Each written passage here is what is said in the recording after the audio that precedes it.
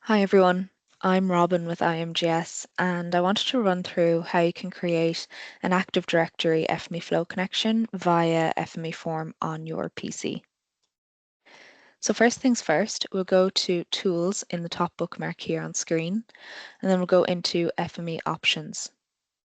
And then we'll navigate to our Web Connections window, and then under that we're going to select our Manage Services. And what we're going to do in this case is we're going to import an Azure Active Directory template that was created by our FME Flow administrator. And they exported that to an XML file following the Safe Software documentation. So I'm going to click Import, and then I'm going to navigate to that file. We'll click OK. And then in some cases, the XML file can be password protected, so that's dependent on your administrator's preferences. But in this case, it is not password protected, so we'll click OK. And I do have a similar connection already set up, so I will just overwrite for the purposes of this demo. We'll click Yes. And then you should get a successfully imported XML template.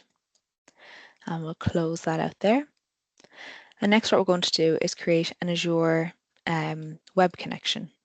So we've imported the template under Managed Services, and now we're going to add that as a web connection. So we'll click Add down here. And then under Web Service Type, we're going to click this drop down, and the connection or the template that we've just imported should be available in this list. So we can see the one that we have here.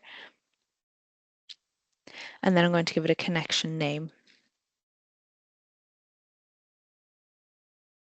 We can click OK. It is going to ask me to authenticate, so you'll go through your standard authentication steps if that's multi-factor authentication. So then what we will do is we'll create our FME Flow connection. So we'll go to Add again, and then under Web Service, we will scroll down to FME Flow. And then we can give that connection name something meaningful, so Test FME Flow. And then you will put in the URL for your FME Flow instance. And then under authentication, so you will be choosing not basic or Windows credential, but your Azure AD. And then that is where the Azure AD connection that we created just a moment ago will come into play. So we can click on the drop down here and choose the connection that we want. We can click OK, and then that should be connected up. So click OK again. And then if we go up to our FME Flow connection pane up here, it's currently disconnected, but we can then see our Test FME Flow is now available as an option. So we'll click on that, and we're now connected to our Test FME Flow. So I followed the multi-factor authentication steps, and the web connection has now been created on FME Form.